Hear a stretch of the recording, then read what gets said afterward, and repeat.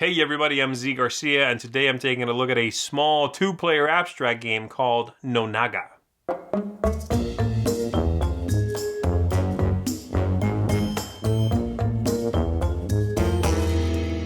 In this small footprint game, the players are going to be attempting to win by breaking their three colored pieces together, shifting the battlefield as they are going along, and blocking their opponent from making optimum moves on the table. It's a very small game, as I said. Let me show you how it works. We'll come on back after that, and I'll tell you what I think of this abstract game.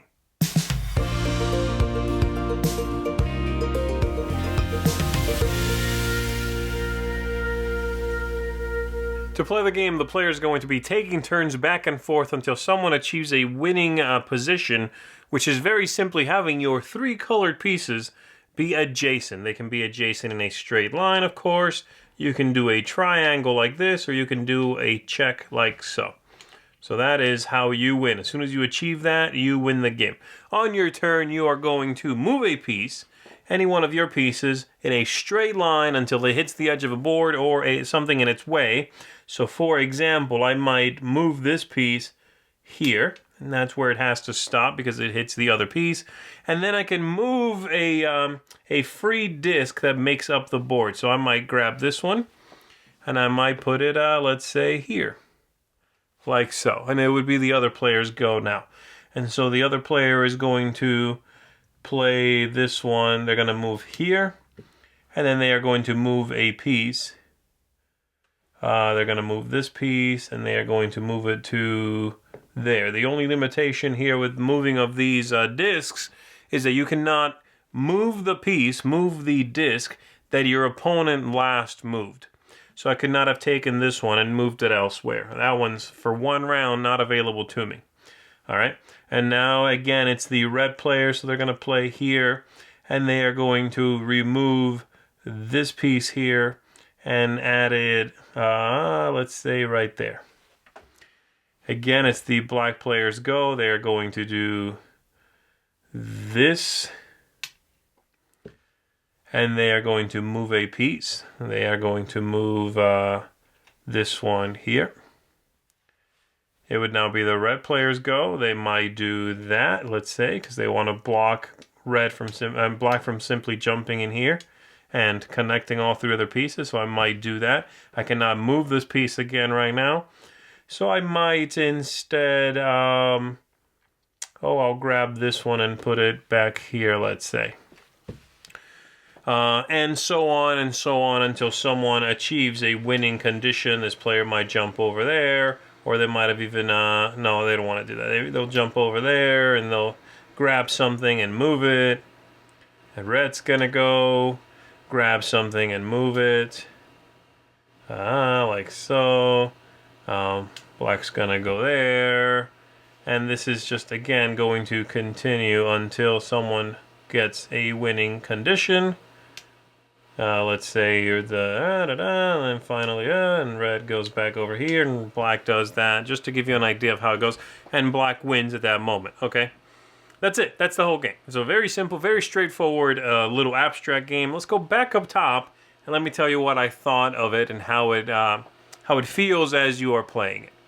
All right, so there it is. Let's talk about it using my target audience system here. Thematic ties. This game has no theme. It's abstract. Moving on. Aesthetics, which is the look of the whole thing.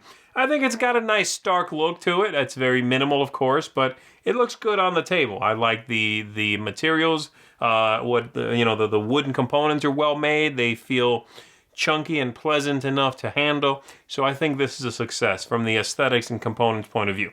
The replayability and scalability. Obviously, no scalability here to speak of. It's 2 players only. The replayability, I think, is so-so, leaning towards not a whole lot. And that's partly because, I'll talk about this when I get to strategy, I think the game's just not that deep to warrant tons of exploration. Maybe if you become enamored with it, you will play a lot, but the replayability just doesn't seem to be that captivating. How about that? The game length, and if there's any downtime, anything like that, I thought that was good. The game is very quick, sometimes too quick, sometimes, especially when you're learning, you'll realize you hit a moment where you can't block the other player. And that might happen in the first 5 minutes, you know. And the whole game really is very short anyway. It's a quick game. The box here, what does it say? 15 minutes on the box. That's about right. It's 10, often games will go 10 minutes. But there is a lot of back and forth, and the game does move along very quickly, so I like that.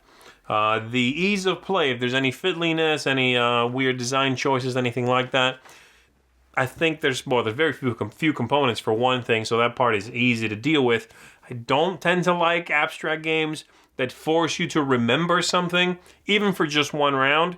Don't like that. Just don't make me remember something in an abstract game. And so, while this one is not a huge culprit of that, it does have that whole, okay, you can't move the piece that just got moved, the tile, the piece of the board. So, don't like that necessarily, but not a big deal. As far as how easy it is to manipulate and how easy it is to see moves and engage in the game, it's easy enough, except for, again, having just that lightest moment of memory, okay? And then lastly, tactics and strategy, and if there's any luck. The game's tactical. I'm not saying it's a lucky game. It's a zero luck game. I'm saying I don't think it's that deep. And I think once you've, I think anyone who really gets into it will get to that point where they go, okay, I got it. I'm not discovering anything new here. You're never surprising me anymore, opponent.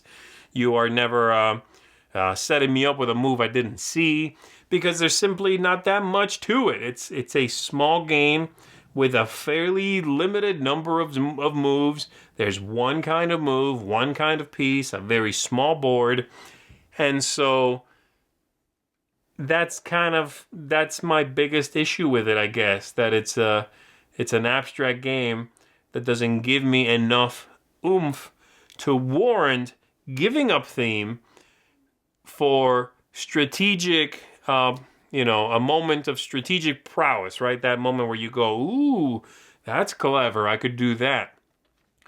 This game doesn't really give me those moments. That's probably my biggest issue with it. So, having said that, I think the best way I can put it is like this. There are a lot of people out there who love 4X games, these big, epic, exploration, extermination kind of games, right? And some of them oftentimes want a smaller game of that kind and realize when they get it that it's missing that stuff they liked in 4X games. This one is a 4X game that plays in an hour. Yeah, but it doesn't feel like a 4X game. Well, because it's an hour, because they've abstracted so much away. For me, this game is an abstract game that has been, sort of shrunk and simplified so much that it lost the stuff I like in abstract games. And that is highs and lows, moments of tension, moments of pressure, escapes, wonderful escapes from a trap, things like that. You might have a glimpse of that every now and then, but overall, I don't feel that very often in this one. So that's sort of how I overall feel about it. If it looked good to you, if you are looking for a quick filler abstract game, then this might be a good one for you.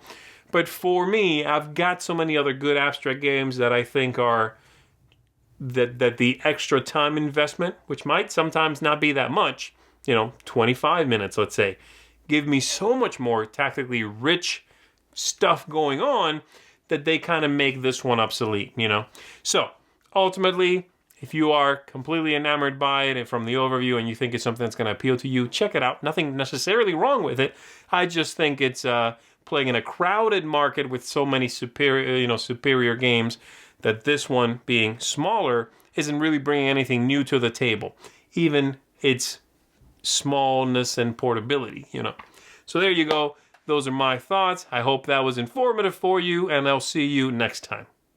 Thanks so much for watching the Dice Tower videos. Find more great videos and reviews, as well as our top-rated audio podcast at Dicetower.com. The Dice Tower is sponsored by Cool Stuff Inc., where you can find great games for great prices.